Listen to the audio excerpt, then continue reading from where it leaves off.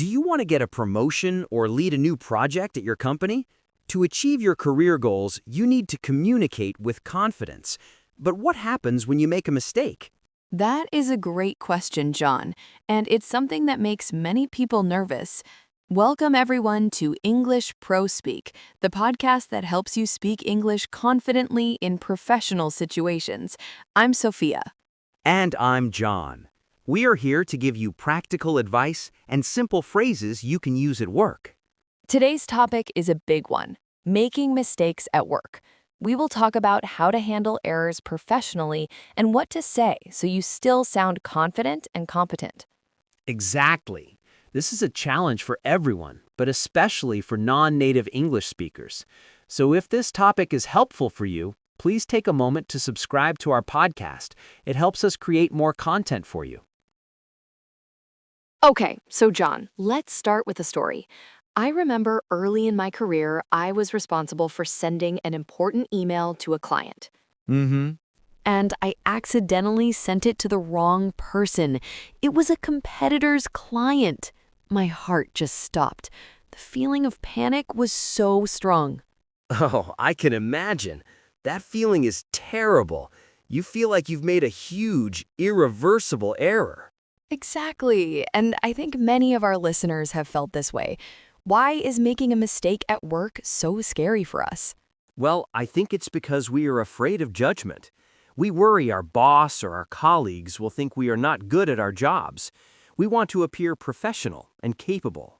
Right, and for someone speaking English as a second language, there is an extra layer of fear. That's a very important point, Sophia. You might worry, did I make a mistake because of my English skills? Do I sound unprofessional because I used the wrong word? Yes, that self-doubt can be very powerful, but the first thing we want everyone to know is this. Everyone makes mistakes. Native English speakers make mistakes all the time. That's the truth. I make mistakes. It is a normal part of work and a normal part of learning. The important thing is not the mistake itself, but how you handle it. So let's talk about how to think about mistakes differently. Instead of seeing them as a failure, we should see them as an opportunity. This is often called a growth mindset. A mistake is not proof that you are bad at something. It is proof that you are trying and learning. That's a great way to put it. Think about it. Good companies don't want employees who never make mistakes. They want employees who can admit to their mistakes, fix them, and learn from them. It shows maturity and responsibility. Right. Let's say you make a calculation error in a report. Because of that mistake, you learn to be more careful and to double-check your work. The mistake actually made you a better employee. It helps you build better work habits. And this is especially true for language learning. Yes, if you use the wrong word in a meeting and someone corrects you, you will probably never forget the correct word. The mistake is a powerful learning tool. So our first piece of advice is to change your mindset. Don't be afraid of mistakes. See them as a necessary part of your professional growth. Okay, so we agree that mistakes are learning opportunities. But in the moment, what should we actually say and do? Let's get practical. Yes, this is the most important part. We recommend a simple 3-step formula. 1. Acknowledge. 2. Solve. 3. Move on. Acknowledge, solve, move on. I like that. So let's break it down. Step 1 is acknowledge. This means you admit the mistake clearly and calmly. You don't blame others or make excuses. Right. You can use simple and professional phrases. For example, you could say, "Thank you for letting me know. I see the error." Another good one is, you are right. It looks like I made a mistake. Or if you find the mistake yourself, you can say, I've just realized I sent the wrong file. These phrases are great because they are direct and show you are taking responsibility. Okay, so after you acknowledge the mistake, what is step 2, John? Step 2 is solve. This is where you focus on the solution, not the problem. Your goal is to show that you are in control and are already fixing it. So you could say something like, I will send the corrected version right away. Exactly. Or, I have already started working on the correction. Or even, here is the correct information. This shows you are proactive. Okay, and what about the third step, move on? This step is about keeping it brief. Don't apologize too much. A simple, "my apologies for the error" is usually enough. You can give a very short reason if it's helpful, like, "I apologize, I was using an outdated template," but don't give a long story. That's a key point. Over-apologizing can actually make you seem less confident. Be sincere, but be brief. Acknowledge, solve, and move forward. How about we do a quick role play to show how this sounds in a real conversation? Great idea. Okay, I will be the manager, and you can be my team member, John. Let's imagine you sent me a project update with the wrong deadline. Okay, I'm ready. Hi, John. Thanks for sending the project update. I see the deadline here is listed as Friday the 25th, but I think the client needs it by the 23rd. Can you confirm? You are absolutely right, Sophia. My apologies for that oversight. I've just corrected the document, and the new version is in your inbox now. The correct deadline is indeed the 23rd. Perfect. Thank you for the quick fix. Okay, scene over. Let's look at what happened there. I started by agreeing with you. You are absolutely right. That is the acknowledge step. It was very direct. Then I offered a brief apology and immediately stated the solution.